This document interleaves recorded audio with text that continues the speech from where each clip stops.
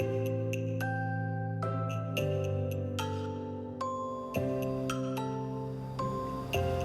Reverend Paula Zabkar here from Spiritual Soul Center.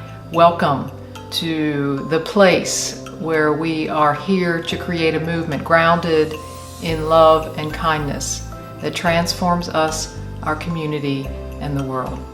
Let's breathe in. Even though we're separated in this video at this time, let's breathe in that and let's feel together our oneness, our connection, even across, as Charles Fillmore, co-founder of Unity, would say, across the ethers.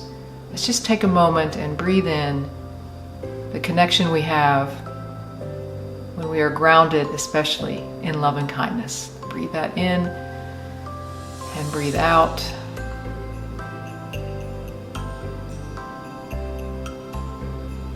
And know that in this very moment now, no matter what the experience is you're having in the outer, whether it is struggle, whether it is doubt or bliss, that we are one in all of it. And so it is. Amen. Welcome to Spiritual Soul Center.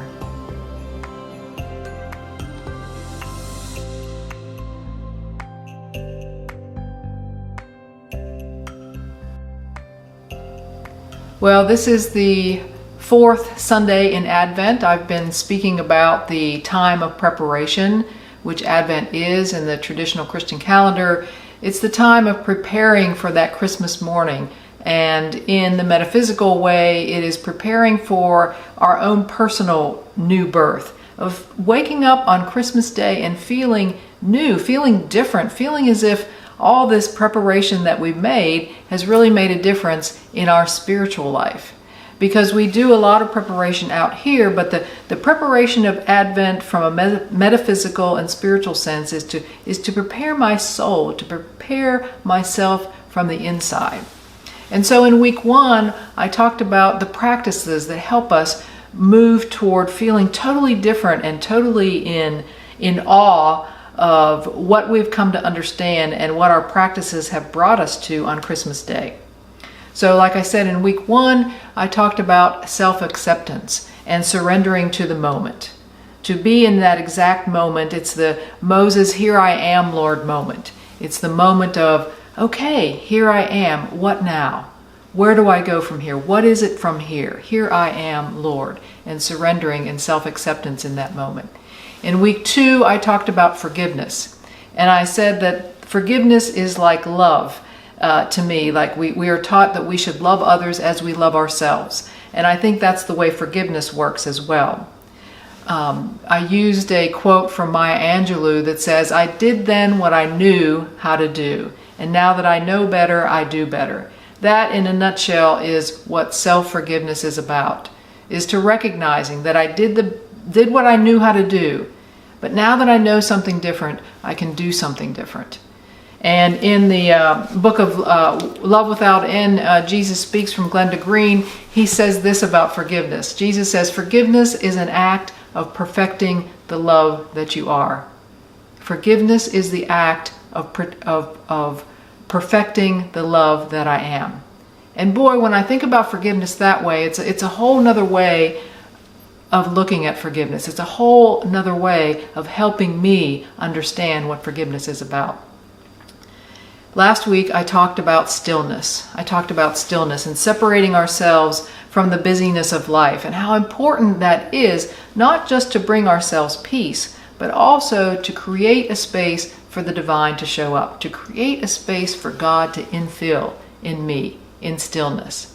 And all those ways that we do that, from prayer and meditation. I'm reminded of the Muslim tradition of praying 5 times a day, 5 times a day, to remember that, to create that space for the divine to be real and to be filling in me.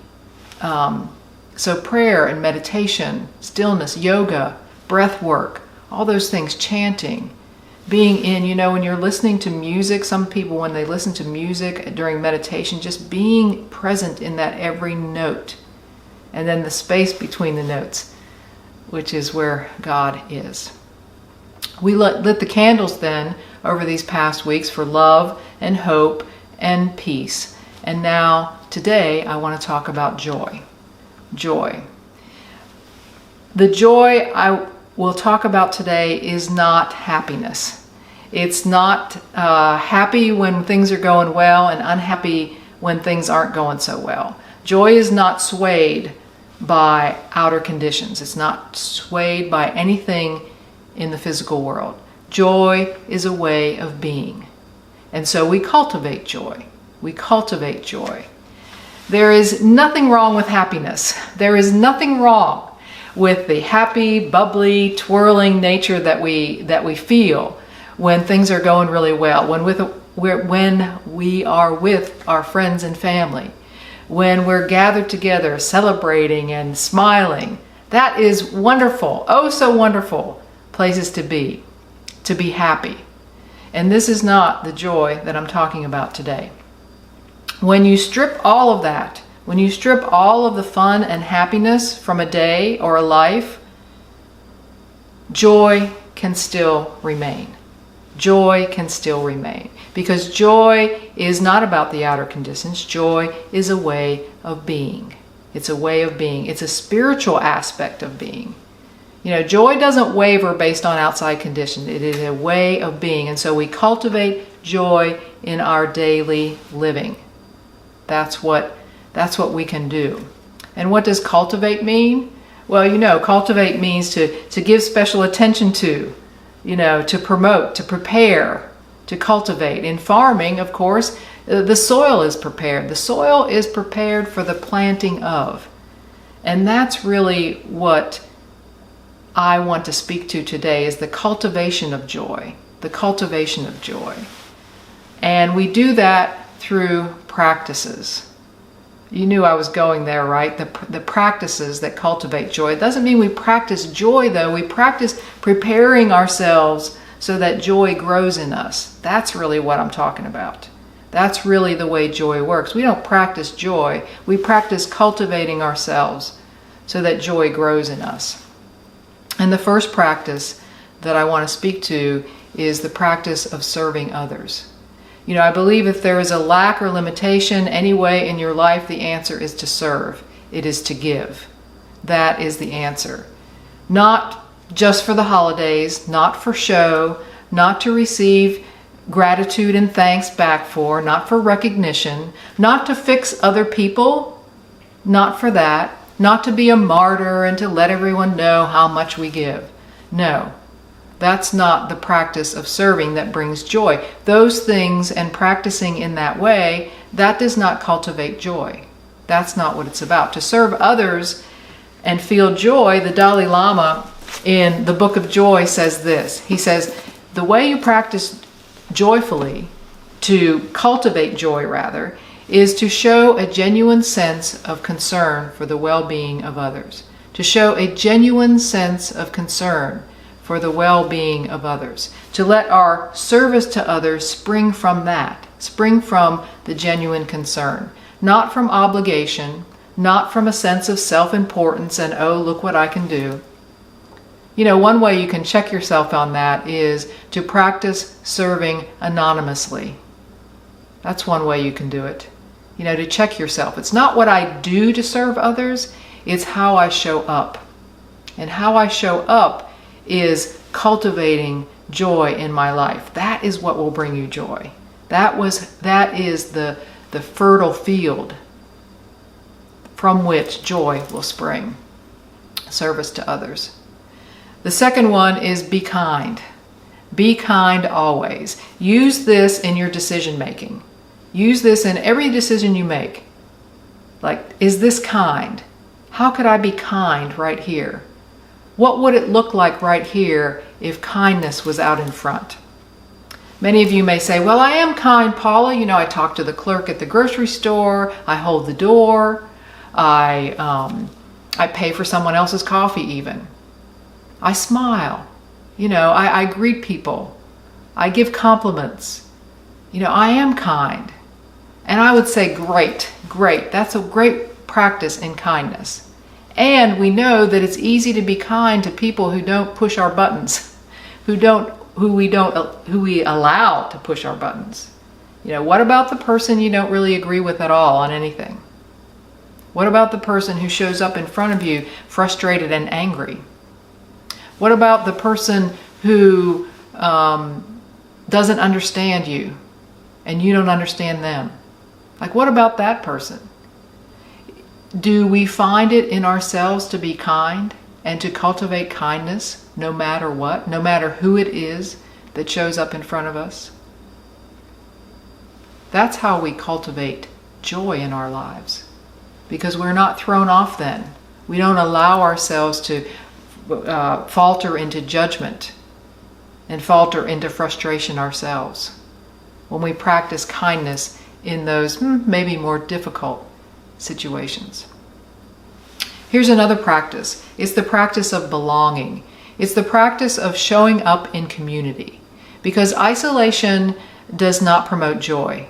You know, when we wall ourselves off and we get ourselves so self-centered, we become bitter and maybe depressed. You know, community promotes joy. Desmond Tutu in this book of joy says this. He says, we are created to flourish, and we flourish in community. We flourish in community. So I hope, for instance, Soul Center provides you a place to flourish. It has been tough with the pandemic to be separated, to not to be together, but soon that's going to happen more consistently. It's important. Maybe it's your Mahjong group, maybe a book club, maybe you get together for game night with friends or family. Maybe it's the garden club or the French club or the pottery class. Maybe it's just showing up to the gym and having that feeling of being together there. You know, the practice is to become part of something bigger than just yourself. To create that sense, to show up in order to have that sense of belonging. Being in community promotes joy in me. Being in community promotes joy. Here's the last one, and it is shift out of worry. When we are in worry, there is no joy in it. There is no joy in it. Here's a simple affirmation. Nothing that happens in the world is in your control. Nothing that happens in the world is in your control. That's the truth. Nothing that happens. You know, I was reminded of a quote that Renee brought back when she visited Costa Rica a few years ago. I think it was the leader that was preparing them to go ziplining, if I remember right. I'm not sure about that. Renee, was that true? Anyway, he said this. He said, if you worry, you die. If you don't worry, you die. So don't worry. So don't worry. I mean, yes, simple and true. Simple and true. And of course, Jesus taught us in scriptures, said, don't worry about your life. What you will eat or what you will wear or how much money you have or what your job is. Seek first the kingdom. You know, seek first to put some space in your life for God to show up, in other words. That's what it's about. But worry blocks that. Worry is a block to that space that the divine can inhabit in you and in me. One more quote from Desmond Tutu from the Book of Joy. He says this about the goal. The goal is to become a reservoir of joy, an oasis of peace, a pool of serenity that can ripple out to all those around you. Wow, yeah, that's what it's about. To become that, to be joy through these practices, through cultivating ourselves, to creating that fertile ground from which joy springs in us, no matter what's happening in the outside. So on this final Sunday in Advent, we light the candle for joy.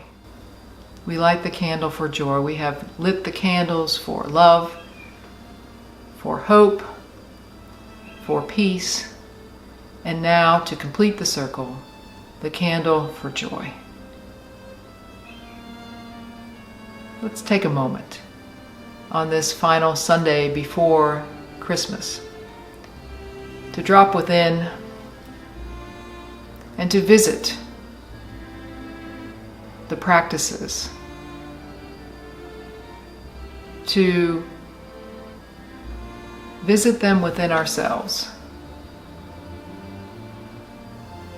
The practice of stillness, the practice of forgiveness, the practice of surrender, the practice of service to others, of kindness, of showing up in community, and shifting out of worry. All these practices that help us to arrive to Christmas morning different than we were,